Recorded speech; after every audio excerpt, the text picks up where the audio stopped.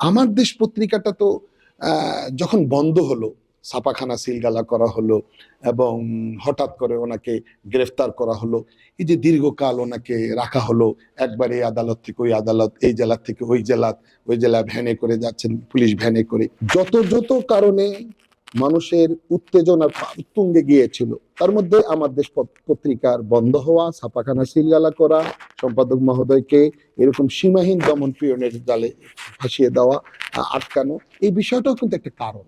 আপনি কারণগুলো যদি তালিকা হিসাবে সামনে আনেন, তো এটাও একটি অন্যতম কারণ। বস্তুনিষ্ঠ সংবাদ মানে সহ্য করা স্বৈরাচারের সংবিধানে নাই। আমার দেশ পত্রিকা সেই কাজটাই করছে।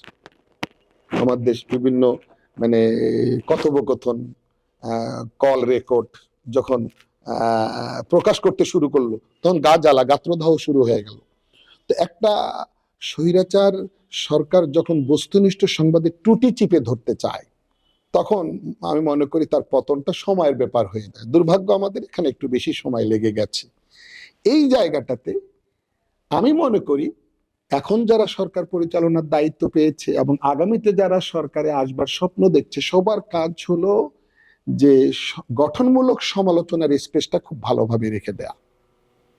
মানে সমালোচনায় অসন্তুষ্ট হব না, আর প্রশংসায় খুশি হব না। রাষ্ট্রের চালিকা শক্তি যদি এই থিওরি নিয়ে রাষ্ট্র পরিচালনা করতে যায়, তাহলে স্বৈরতন্ত্র আর মানে মানে উকি মারতে পারে না। এই জায়গাটাতে আমার দেশ পত্রিকার উপরে যেই টর্নেডো বয়ে গেছে, যে অত্যাচারের যে স্টিম রোলার চলেছে, আমরা তখনও বিবৃতির মাধ্যমে এবং সভা সমাবেশের মাধ্যমে আমরা প্রতিবাদ করেছি। এর চেয়ে বেশি করবার সামর্থ্য আমাদের ছিল না। তো এখনো আমরা আমার দেশ পত্রিকাকে ওই জায়গায়, ওই স্থানে দেখতে চাই যে স্থানে ছিল। আমার দেশের প্রয়োজনীয়তা অনেক বেশি অনুভব করছি।